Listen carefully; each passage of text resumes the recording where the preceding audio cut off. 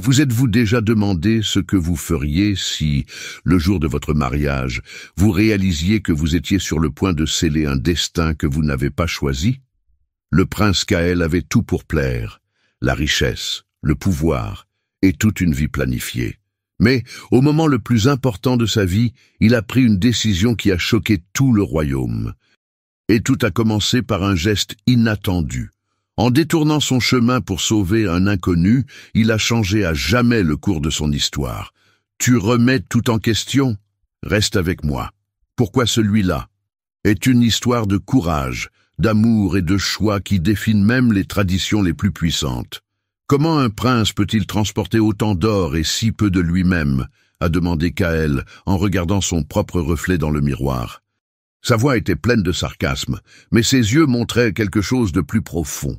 Arin, son fidèle conseiller, resta silencieux un moment avant de répondre. « Vous portez le poids d'un royaume, votre Altesse.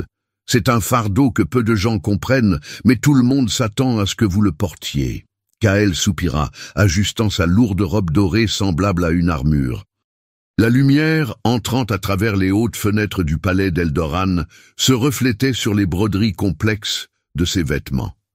Eldoran en exige trop.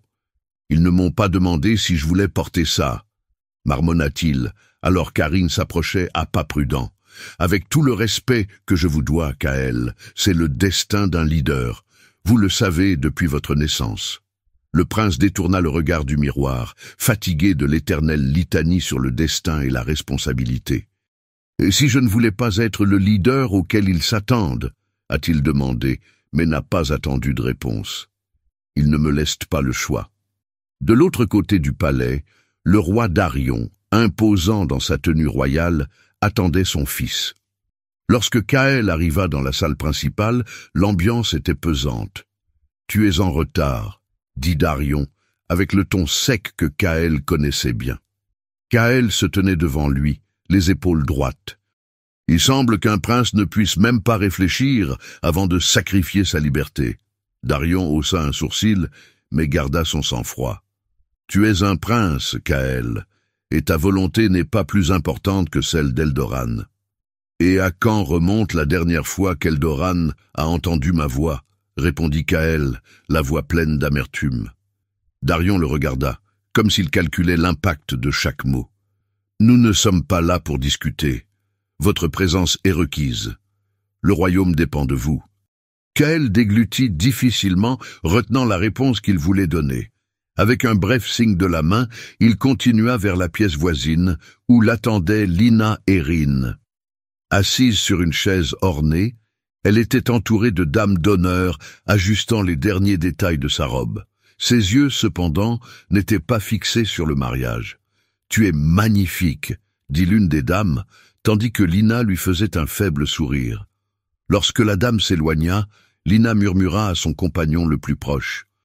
Parfois, j'ai l'impression d'être un rouage dans le jeu de quelqu'un d'autre.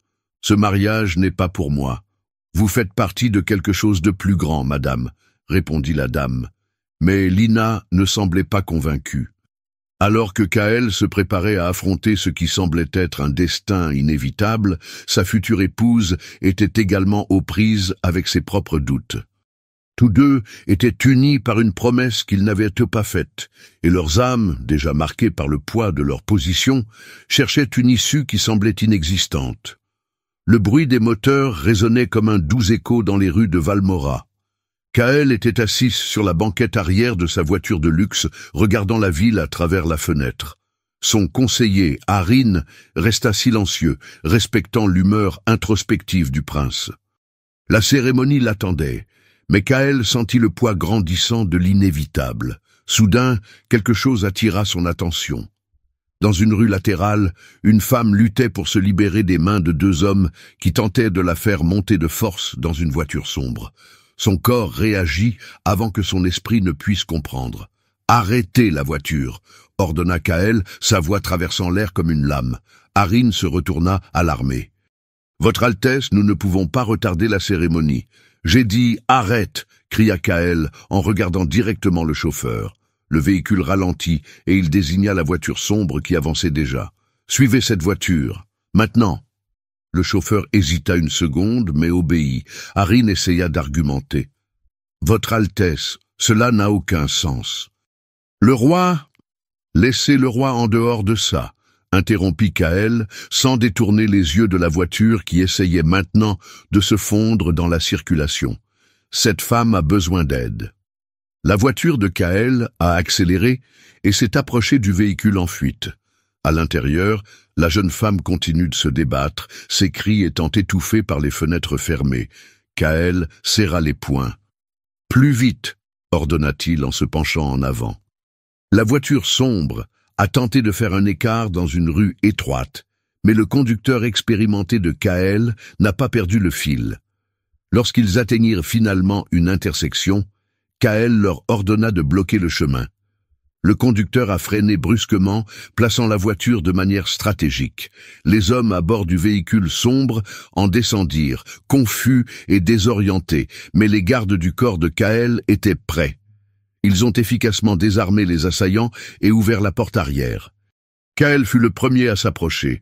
À l'intérieur, la jeune fille était recroquevillée, les yeux remplis de terreur. « Vous êtes en sécurité maintenant », dit-il en tendant la main. « Quel est ton nom ?»« Isabella », répondit-elle, la voix tremblante mais ferme. « Et je pense que je viens d'être sauvée par un prince. » Kael l'a aidée à sortir de la voiture, ressentant une vague inattendue de soulagement de savoir qu'elle était indemne. « Je ne pouvais pas ignorer ce que j'ai vu. Vous êtes en sécurité maintenant. » Isabella le regarda dans les yeux et quelque chose dans son expression le déconcerta. Ce n'était pas seulement de la gratitude, il y avait quelque chose de plus profond, presque comme si elle pouvait voir au-delà de sa position. « Vous êtes courageux », dit-elle avec un léger sourire, « ou juste vraiment têtu ?» Kael rit, brisant la tension. Peut-être un peu des deux. Pendant que les gardes arrêtaient les assaillants, Kael accompagna Isabella jusqu'à l'une des voitures du convoi. Avant de partir, elle reprit la parole. « Parfois, courir ne sert à rien. Le destin nous trouve toujours. » Ces mots résonnaient dans l'esprit de Kael alors qu'il retournait à la voiture. Il y avait encore un mariage à régler, mais quelque chose avait changé. Il avait le sentiment que, pour la première fois, il avait pris une décision par lui-même, aussi petite soit-elle. La cérémonie l'attendait, mais désormais, le cœur de Kael battait à un rythme différent. Le chemin du retour vers le palais semblait plus long que dans les souvenirs de Kael. Le silence dans la voiture n'était interrompu que par le bruit rythmé des pneus sur l'asphalte. Assis sur le côté, Arin ne pouvait cacher son inquiétude. Le conseiller le regardait de côté, mais Kael était perdu dans ses pensées, regardant le paysage qui défilait. « Vous savez que cela aura des conséquences, n'est-ce pas ?» dit finalement Arin, brisant le silence. Kael se tourna lentement vers lui, les yeux remplis de détermination. « Conséquences ? Depuis quand faire ce qu'il faut est-il une erreur ?» Arin prit une profonde inspiration, ajustant sa posture. « Je ne dis pas que c'était mal. Mais la cérémonie... » « Arin, ne parle pas de la cérémonie, » coupa Kael d'une voix grave. « Pour une fois, j'ai fait quelque chose parce que je le voulais, pas parce qu'on attendait de moi. » Le conseiller pencha la tête, hésitant avant de répondre. « J'espère que tu sais ce que tu fais. » Kael ne répondit pas. Au fond, il savait que ses actions déclencheraient plus de choses qu'il ne pouvait le prévoir, mais il n'y avait aucune place pour le regret. Du moins pas encore. Lorsqu'ils arrivèrent au palais, les couloirs étaient pleins de mouvements. Les domestiques et les gardes étaient occupés à régler les derniers détails du mariage. Kael sortit de la voiture, ajustant le col de sa tunique comme si c'était un réflexe automatique. Ses pas résonnaient sur le marbre alors qu'il traversait la grande salle. Le bruit des tambours au loin indiquait que la cérémonie était sur le point de commencer. Lorsqu'il entra dans le hall principal, quelque chose d'inattendu attira son attention. Parmi les invités assis dans l'un des espaces réservés se trouvait Isabella. Elle portait une tenue simple mais élégante et discutait avec un petit entourage. « Un traducteur ?» pensa Kael en fronçant les sourcils. Comment est-elle arrivée ici? Et pourquoi? Isabella leva les yeux et le vit. Pendant un instant, leurs regards se croisèrent, et Kaël sentit un courant d'énergie traverser son corps. Elle sourit, presque imperceptiblement, et quelque chose dans son expression le rassura. Mais en même temps, son cœur devint agité. Kaël! La voix familière le ramena à la réalité. Darion se tenait à côté de l'autel de cérémonie, le regardant sévèrement. Le roi ne dit rien de plus, mais le regard suffisait à indiquer que Kaël devait partir. À pas lents, il avança vers la zone où tous les regards étaient désormais rivés sur lui. Lina Erin, sa fiancée, était de l'autre côté de la pièce, entourée de ses dames d'honneur. Même de loin, Kaël remarqua quelque chose dans sa posture. Elle était aussi mal à l'aise que lui. Alors que l'officiant commençait à parler, Kaël sentit chaque mot lui peser comme une phrase. Le protocole lui imposait de répéter la déclaration à haute voix pour sceller le mariage, mais le silence remplit la pièce lorsque ce fut son tour. Kaël hésita. « Prince Kaël » l'appela l'officiant d'une voix ferme. « Acceptez-vous ce mariage ?» La salle entière retenait son souffle. Le cœur de Kaël battait à tout rompre, et son esprit tournait. Il sentit les yeux de Darion posés sur lui, les attentes du royaume le pesant comme des chaînes. Mais ensuite, comme une douce brise au milieu d'une tempête, le visage d'Isabella m'est venu à l'esprit. Votre regard confiant. Ces mots, le destin nous trouve toujours. Kaël inspira profondément et recula d'un pas. Je ne peux pas. Le murmure qui suivit fut assourdissant. La salle, remplie de dignitaires, de nobles et d'invités, éclata de voix chuchotées et de regards choqués. Lina se releva brusquement, ne sachant comment réagir, tandis que Darion se dirigeait vers son fils, le visage un masque de fureur contenue. « Kaël, qu'est-ce que tu fais ?» Le ton grave et dangereux de Darion était comme une lame. Kaël leva les yeux, face à son père. « Je ne peux pas continuer comme ça. Je suis désolé, père, mais ce n'est pas mon destin. » Le silence régna à nouveau, mais cette fois, il était plein de tension. Kaël tourna les talons, ignorant les regards perplexes autour de lui, et quitta la salle. Ses pas étaient rapides, mais sa respiration était instable. Pour la première fois, il avait brisé les chaînes qui l'emprisonnaient, mais il ne savait pas ce qui allait suivre. Kaël traversa rapidement les couloirs du palais, les murs de marbre reflétant les échos de ses pas. Derrière lui, Arin le suivait, l'inquiétude inscrite sur son visage. Avant qu'il ne puisse atteindre le prince, une voix grave et puissante résonna dans la salle. « Kaël !» Il s'arrêta aussitôt, comme si un courant invisible l'avait entraîné. Se tournant lentement, il aperçut Darion, le roi, debout sur le seuil, les yeux brillants d'un mélange de colère et de déception. « Vous avez humilié notre famille », commença Darion d'une voix contrôlée mais tranchante comme une lame. « Et quelle explication donnez-vous à ce comportement imprudent ?» Kaël inspira profondément, luttant pour rester calme. « J'ai expliqué toute ma vie en silence, père. Aujourd'hui, j'ai choisi d'expliquer honnêtement. » Le roi s'avança, réduisant la distance qui les séparait. « Vrai ? Est-ce que vous appelez cela vrai ? Quelle vérité y a-t-il à déshonorer son royaume et sa promesse ?»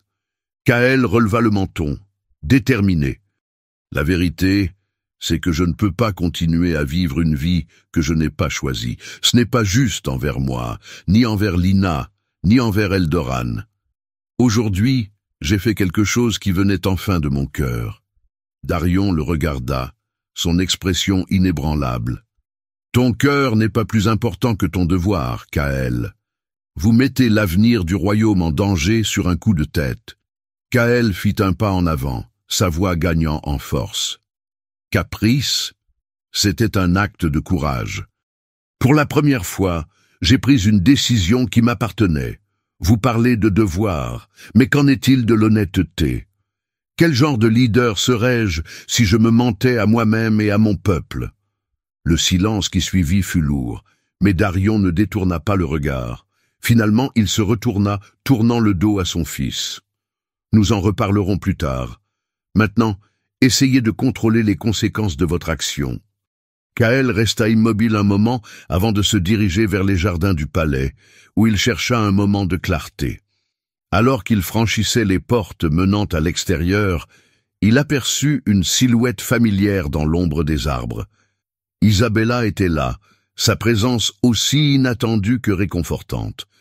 En le voyant, elle se leva d'un banc de pierre et se dirigea vers lui. Ses yeux étaient fixés sur lui, pleins de questions mais sans jugement. « Tu ne devrais pas être à la cérémonie », demanda-t-elle, brisant le silence. Kaël eut un sourire fatigué. « Apparemment, je ne suis pas doué pour suivre les règles. » Isabella pencha la tête, un léger sourire jouant sur ses lèvres. « Alors, que s'est-il passé là-dedans » Kaël soupira, croisant les bras alors qu'il regardait l'horizon. « Je ne pouvais pas continuer comme ça.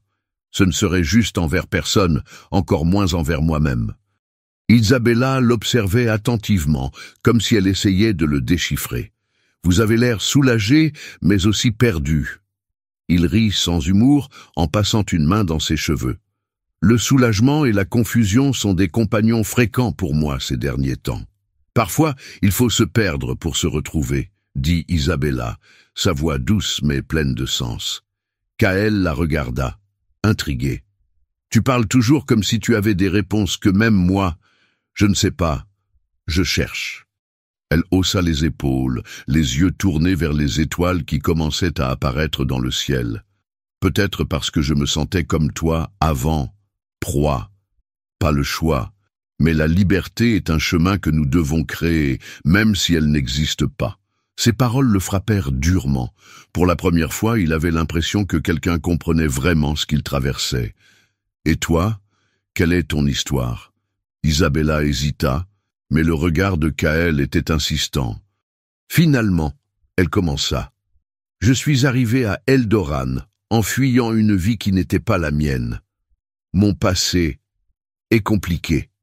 Tout ce que je veux, c'est avoir la chance de recommencer. » « Recommencer », répéta Kaël, comme s'il testait le mot dans son esprit. « C'est peut-être ce dont j'ai besoin aussi. » Les deux restèrent silencieux pendant un moment, mais ce n'était pas inconfortable.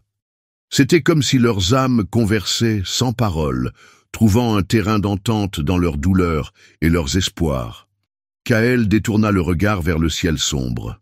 « Peut-être que nous sommes ici pour une raison. » Isabella le regardait, ses yeux brillants d'une compréhension qu'il essayait encore d'atteindre. Peut-être, mais vous seul pouvez décider quoi en faire. Les jardins du palais d'Eldoran étaient plongés dans un calme presque magique. Les étoiles scintillaient dans le ciel sombre, et le doux bruit des fontaines semblait faire écho aux pensées de Kaël. Il marchait lentement, ses pas résonnant sur le chemin de pierre. Derrière un treillis couvert de fleurs, il aperçut Isabelle assise sur un banc de pierre. Elle semblait inconsciente du monde, les yeux fixés sur l'horizon. « Vous envisagez de vous échapper ?» demanda-t-il en s'approchant lentement. Isabella leva les yeux, un doux sourire apparaissant. « Et où irai-je? J'ai l'impression que cet endroit m'a trouvé avant que je puisse me décider. » Kaël s'assit à côté d'elle, laissant échapper un soupir. Je connais bien ce sentiment. Elle le regardait, ses yeux curieux mais aussi compréhensifs. « Sais-tu ce que tu veux maintenant ?» Il resta silencieux un moment avant de répondre. « Pas complètement, mais je sais ce que je ne veux pas. Et c'est un début. » Isabella sourit légèrement en se penchant en avant. « Parfois, il est plus important de savoir ce que nous ne voulons pas que de savoir ce que nous voulons. C'est comme commencer à dessiner une carte. Les parties que nous évitons nous aident à trouver le bon chemin. » Kaël la regarda, intriguée. « Vous parlez comme si vous aviez vécu ça. » Elle hocha la tête, une lueur nostalgique dans les yeux. « J'ai été confrontée à des choix qui n'étaient pas les miens. Je me suis enfui parce que je ne voulais pas me conformer. Mais fuir ne résout pas toujours le problème. Parfois, le seul moyen est d'y faire face. Pensez-vous que j'ai encore le temps de créer mon propre chemin ?» Isabella le regarda, son expression sérieuse. « Il est toujours temps, Kaël. Mais le temps n'attend pas. Vous devez décider avant que quelqu'un d'autre ne décide à votre place. » Ils restèrent silencieux un moment. Le vent soufflait doucement, balançant les fleurs. Kaël sentit quelque chose bouger en lui, comme si une chaîne était sur le point de se briser. « Peut-être que nous sommes ici pour une raison, » a-t-il déclaré. Isabella le regarda, ses yeux brillants d'une profonde compréhension. Peut-être, mais vous seul pouvez décider quoi en faire. La salle principale du palais était éclairée par des lustres qui projetaient une lueur dorée sur les murs de marbre. Les principaux dignitaires et membres de la cour attendirent en silence, tandis que le roi Darion se levait de son trône. Sa présence dominait la pièce, et l'air était rempli d'attente. Aujourd'hui, nous célébrons une décision qui marque non seulement l'histoire d'Eldoran, mais aussi la force du cœur d'un leader, annonça Darion, sa voix résonnant avec autorité. Kael se tenait à côté, habillé simplement mais dignement. Ses yeux étaient fixés sur Isabella, qui, de l'autre côté de la pièce, observait la scène avec un mélange de nervosité et de confiance. Le regard entre eux était incassable, et chacun pouvait ressentir l'intensité de ce moment. Le roi se tourna vers la foule. « Mon fils a pris une décision qui défiait les traditions et les attentes. Il a choisi la vérité avant tout. Et aujourd'hui, devant vous, je reconnais que ce choix est ce qui fait un leader digne. » Darion se tourna vers Kael, son regard plus doux que jamais. « Kael, tu as ma bénédiction pour suivre le chemin que tu as choisi. » Kael inspira profondément, ressentant un profond soulagement. Il s'approcha d'Isabella, s'arrêtant devant elle.